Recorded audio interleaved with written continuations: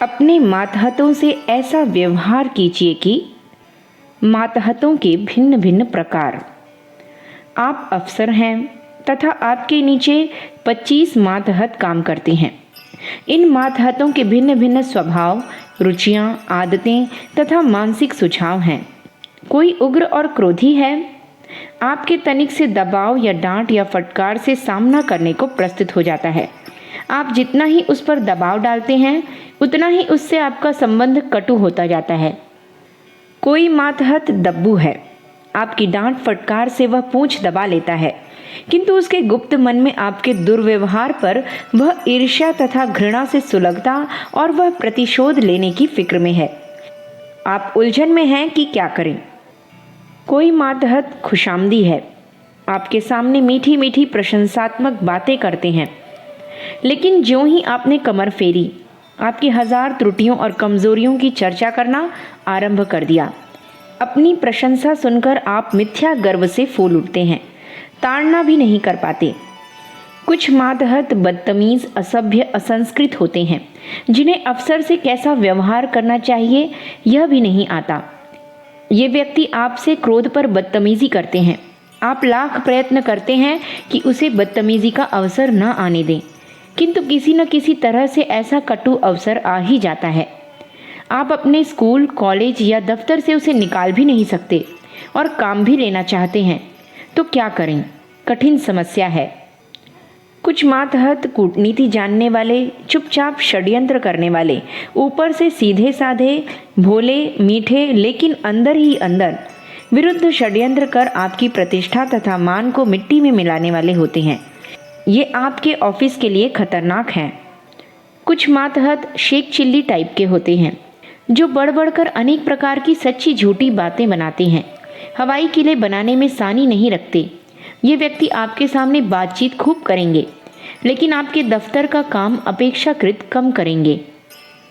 इन्हीं भिन्न भिन्न प्रकारों में कुछ व्यक्ति सच्चे निष्प्रिय भी मिलेंगे, जो वास्तव में आपके मित्र, हितैषी हैं, सच्चे दिल से आपका भला चाहते हैं।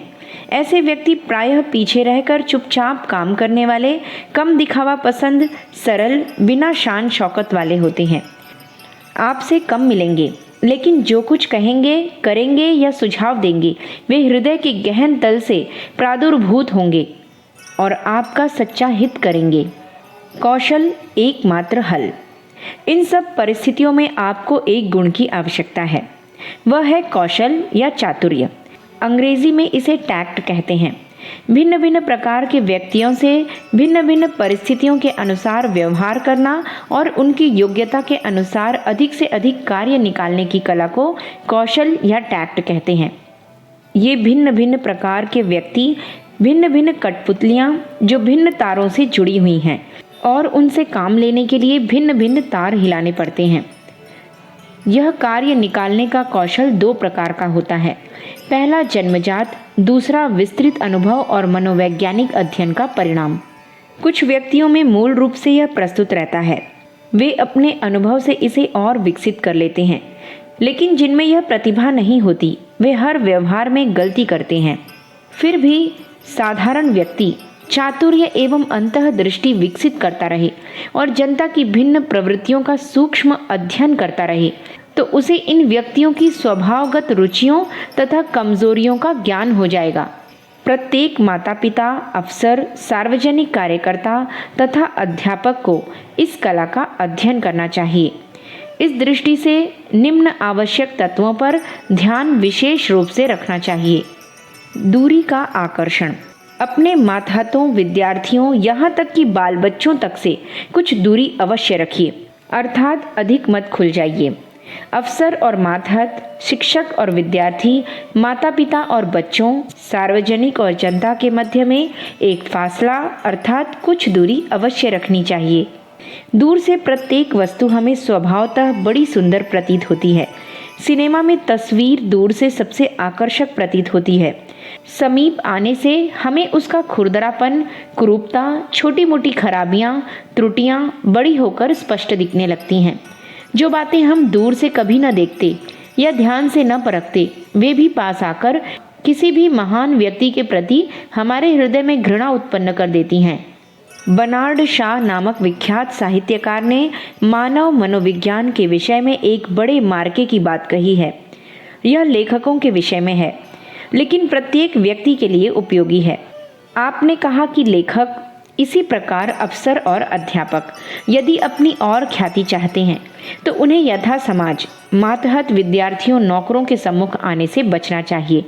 अक्सर लेखकों की बुद्धि उनकी देह से अधिक प्रतिभावान होती है और उनके विषय में उनकी रचनाएं पढ़कर जनता जो कल्पना करती है वह लेखक तथा अफसर, अध्यापक, नेता, प्रचारक, सुधारक, प्रोफेसर, अभिनेता, अभिनेत्री, बड़े बड़े व्यक्तियों को समीप से देखने पर नष्ट हो जाती है।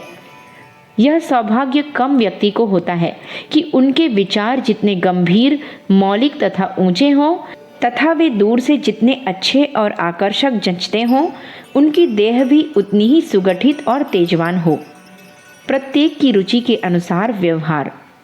प्रत्येक व्यक्ति की रुचि का अध्ययन कर तदनुकूल व्यवहार करना चाहिए। सबको एक ही लाठी से हाँकना मूर्खता है। ऐसे अवसरों को कुशलता से दूर हटाइए जिनमें व्यर्थ ही मातहत, पुत्र पुत्री या विद्यार्थी आदि को आपका सामना करने का अवसर प्राप्त हो। सुझाव संकेतों द्वारा ही दिया कीजिए। जो बात स्पष्ट करने में कटु और अप्रिय होती है वही घुमा फिराकर संकेत मात्र करने में सहन कर ली जाती है और मान भी ली जाती है। लोगों के अहम को कुचलने न दीजिए, वरन थोड़ी सी प्रशंसा की मिठाई देकर उसे ऊंचा रखिए। प्रारंभ में प्रशंसा कर अपनी और दूसरे की भावना को उत्तेजित कर आप चाहें तो दो चार खरी खोटी भी सुना सकते हैं। दूसरे की अच्छी भावनाओं को अपने पक्ष में उत्तेजित रखिए। ऐसे अवसर निकालिए जिनमें आप अपने मातहतों को आभारी तथा कृतज्ञ बना सकें। कोई प्रशंसात्मक बात का दूसरे के प्रति सहानुभूति की उक्ति आपके मातहत को आत्मीयता से भर देगी। अखंड ज्योति, जनवरी सन 1952, पृष्ठ संख्या 26, 27, 28। हमारे YouTube चैनल विचार क्रांति दूत अखंड ज्योति पत्रिका को सब्सक्राइब करें एवं अगली वीडियोस प्राप्त करने के लिए बेल आइकन दबाएं। धन्यवाद।